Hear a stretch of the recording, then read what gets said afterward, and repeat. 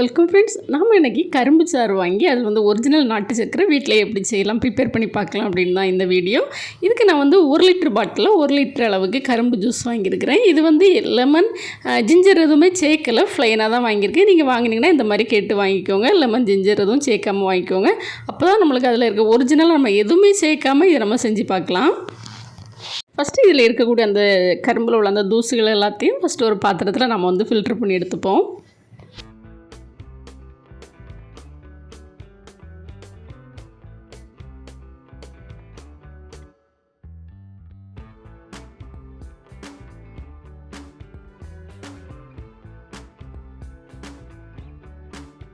Filter பண்ணிவிட்டு இதை நான் கொஞ்சம் பள்ளமான ஒரு பாத்திரத்தில் மாற்றிக்கிறேன். அப்போ தான் நம்மளுக்கு இதை நல்லா கிண்டி விட்டுறதுக்கு நல்ல வசதியாக இருக்கும். அதுக்காக தான் இந்த நாட்டு சக்கரை நம்மளுக்கு ப்ரிப்பேர் ஆகி வர்றதுக்கு கரெக்டாக ஒரு 45 மினிட்ஸ் ஆகும்.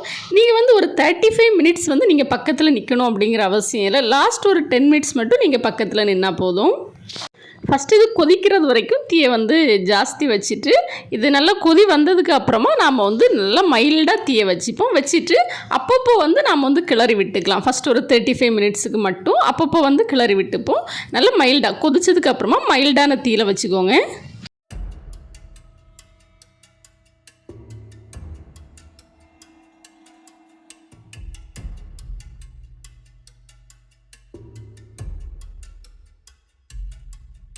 நல்லா கொதிச்சதுக்கப்புறமா மறக்காமல் நீங்கள் சிம்மில் வச்சுக்கோங்க. இப்போ கொஞ்சம் கொஞ்சமாக அது நம்மளுக்கு வத்த ஆரம்பிக்கும்.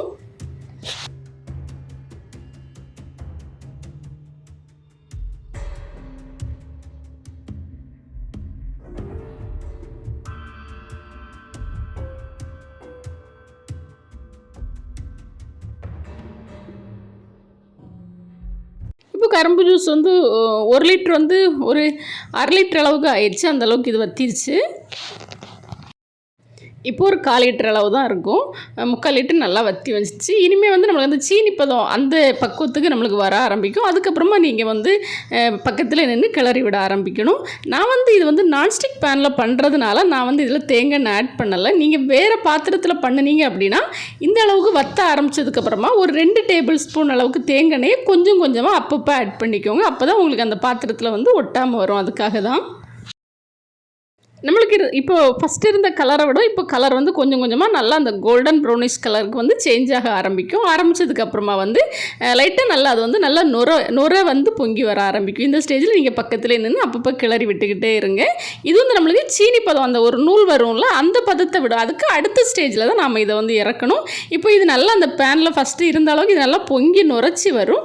அப்போ நீங்கள் பொங்கி சிந்திர விடக்கூடாது. அதனால் நீங்கள் பக்கத்தில் நின்று அப்பப்போ நல்லா கிளறி விட்டுக்கோங்க. இப்போ நல்லா வாசமும் வரும். அதே நேரத்தில் நல்ல ஒரு கலர் கோல்டன் ப்ரௌனிஷ் கலரில் நல்ல ஒரு இதுதான் ஒரிஜினல் நாட்டு சர்க்கரையோட கலராக இருக்கும் போல் அந்த அளவுக்கு இது நல்ல ஒரு கலர் நல்லா பார்க்குறதுக்கே நல்லா இருந்துச்சு. நல்ல ஒரு கலர் நம்மளுக்கு வர ஆரம்பிக்கும். இன்னும் நீங்கள் நல்லா கிளறி இன்னும் நம்மளுக்கு பக்குவம் வர ஆரம்பிக்கலை. நான் எந்த ஸ்டேஜில் இதை இறக்கணும் அப்படிங்கிறத சொல்கிறேன். வெயிட் பண்ணுங்கள்.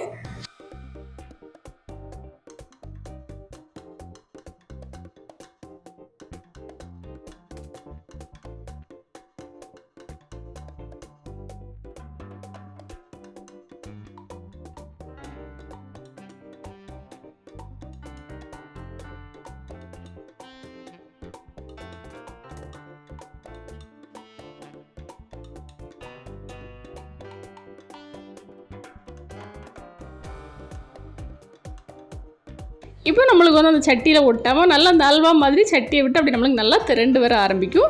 நீங்கள் வேறு பாத்திரத்தில் நான்ஸ்டிக்கில் பண்ணாமல் வேறு இதில் பண்ணிங்களா தேங்காய் எண்ணெய் ஊற்றுறதுக்கு மறந்துடாதீங்க. இப்போ இன்னும் நீங்கள் நல்லா கிளறி விடணும். இது நம்ம கையில் தொட்டு பார்க்கும்போது எப்படி இருக்கணும் அப்படின்னா இந்த சவு முட்டாயெல்லாம் இருக்கும்ல அப்படி பிடிச்சி இழுக்கும்ல அந்த ஸ்டேஜுக்கு வரணும். இப்போ நம்மளுக்கு இது ஒரு கம்பி பதம் அந்த ஸ்டேஜ் தான் வந்திருக்கு. இதுக்கு அடுத்த ஸ்டேஜில் நம்ம இதை இறக்கிடலாம்.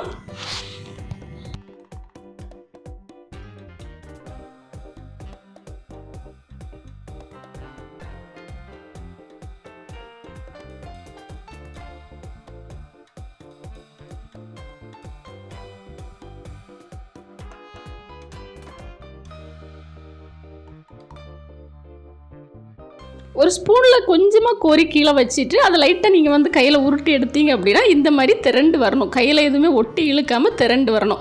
இந்த ஸ்டேஜ் வந்து கரெக்டான ஸ்டேஜ். இந்த ஸ்டேஜில் நம்ம வந்து என்ன பண்ணலாம் அப்படின்னா ஒரு பாத்திரத்தில் அப்படி இல்லைனா பட்டர் பேப்பரில் ஊற்றி இதை வந்து நம்ம ஒரு கரெக்டாக ஒரு 2 days இதை வந்து அப்படியே விட்டுறணும். அப்போ தான் இது நல்லா கெட்டியாகும். இன்றைக்கி நான் மதியம் பண்ணேன். அதுக்கு அடுத்த நாள் தான் நான் இதை எடுத்து மிக்சியில் பொடிக்க ஆரம்பித்தேன். இப்போ இதில் ஊற்றிடுங்க. இதை இப்போ ஊற்றிட்டு அதை அப்படியே ஒரு ஓரமாக அப்படியே வச்சுருங்க. ஏதோ ஆறுனதுக்கப்புறமா ஒரு மூடி போட்டு அப்படியே வெளியில் வச்சுருக்கு. ரூம் டெம்பரேச்சர்லேயே வச்சா போதும்.